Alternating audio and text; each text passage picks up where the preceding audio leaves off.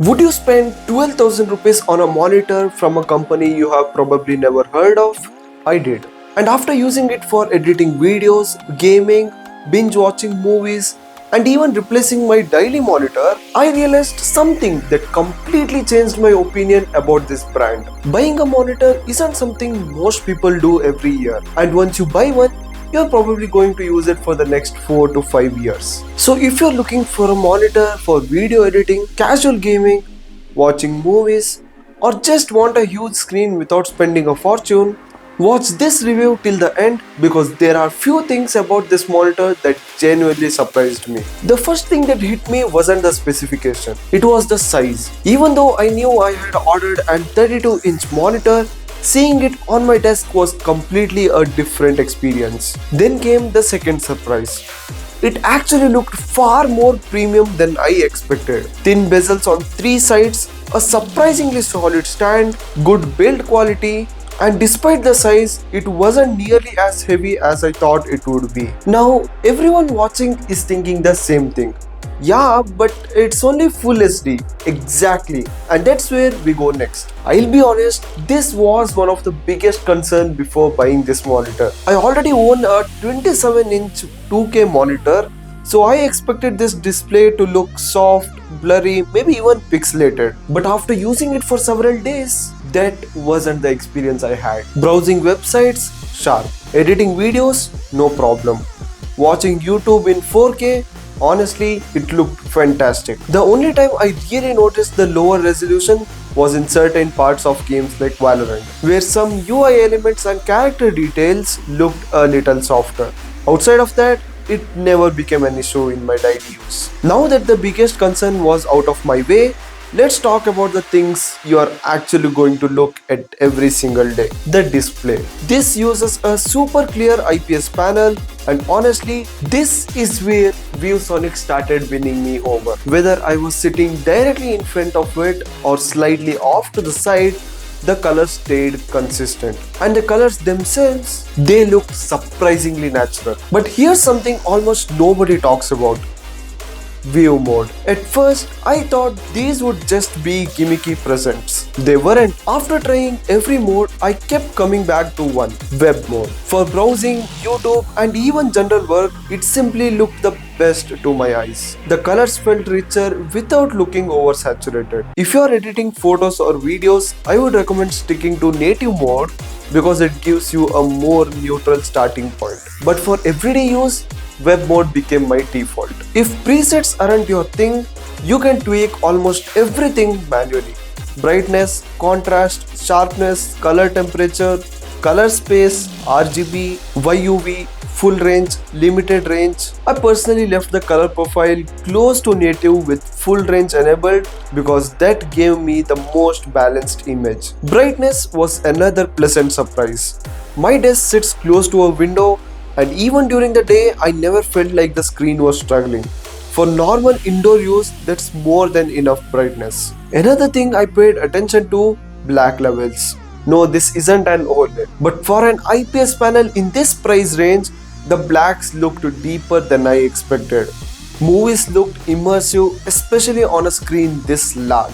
I also spent several hours editing and watching content on this monitor. No headaches, no noticeable eye strain. And that's partly thanks to ViewSonic's flicker-free technology and blue light filter, which are designed to reduce eye fatigue during long sessions. It's not magic, but it's nice to have if you're spending hours in front of the screen. So after spending real time with this display, the biggest surprise wasn't how big it was. It was how quickly I forgot that I was using a full HD monitor. But a monitor isn't judged by how it looks when it's sitting on the desktop. The real test starts when you actually begin using it.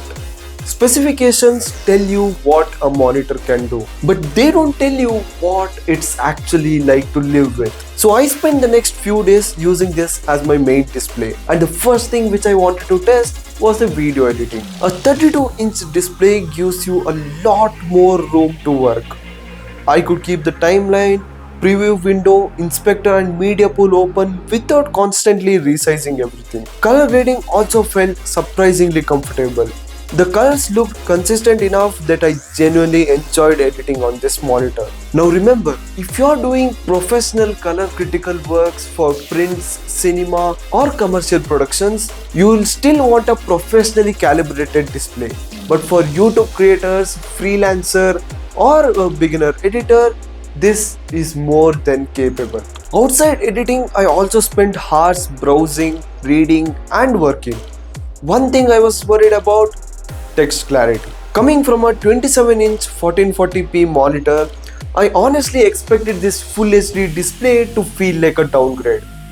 But it did not. Reading articles, writing scripts and browsing websites felt perfectly comfortable, unless you're actively looking for individual pixels. This simply stopped being something I thought about. Then came the part I enjoyed the most. Watching content. The combination of 32-inch screen, good IPS colors and surprisingly decent black levels made movies genuinely enjoyable. Even 4K YouTube videos looked fantastic. No, you're not magically getting a 4K display, but the high quality videos looked incredibly sharp. Then I moved to gaming. I tested Valorant, GTA 5 and a few casual online games.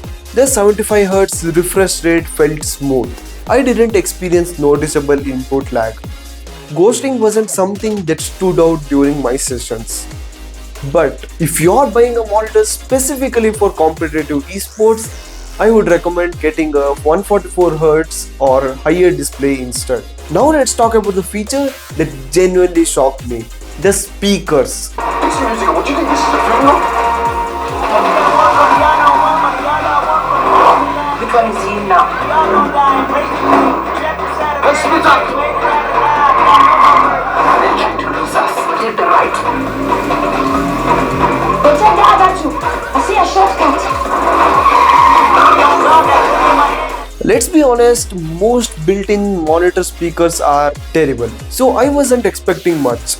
But these actually filled my room surprisingly well. Dialogue sounded clear, YouTube sounded good, gaming was enjoyable. But if you want to experience the movie or the music deeply, then you have to buy an external speaker. One quick tip though, go into your OSD and increase the speaker volume from 50 to 100. It's a simple setting but makes a noticeable difference. By this point, I had almost stopped thinking about the specifications. I was simply enjoying using the monitor. So, who is this monitor actually for? If you're a student looking for a big display, someone working from home, a content creator editing YouTube videos, or someone who spends hours watching movies and YouTube, this monitor makes a lot of sense. Even for casual gaming, I loved using it. But it's not for everyone. If you're a competitive FPS player chasing every frame, look for a high refresh rate gaming monitor instead. And if your work depends on absolute color accuracy, you will want to step up into a higher end professional display. That leaves us with one final question. Would I buy this monitor again? Yes. Not because it's perfect, it isn't. I would have loved height adjustments, a display port would have been nice, and some people will still prefer a higher resolution panel. But at around 11,000 to 13,000, it's one of the easiest monitor I have recommended in a long time. It exceeds my expectations. It made me question whether brand recognition really matters as much as we think. Sometimes, the product that nobody talks about turns out to be the ones that surprise you the most. Buying a monitor isn't something you do every year. So if this review helped you to make a smarter decision, then Zero Chill has done its job. I'll see you guys in the next one.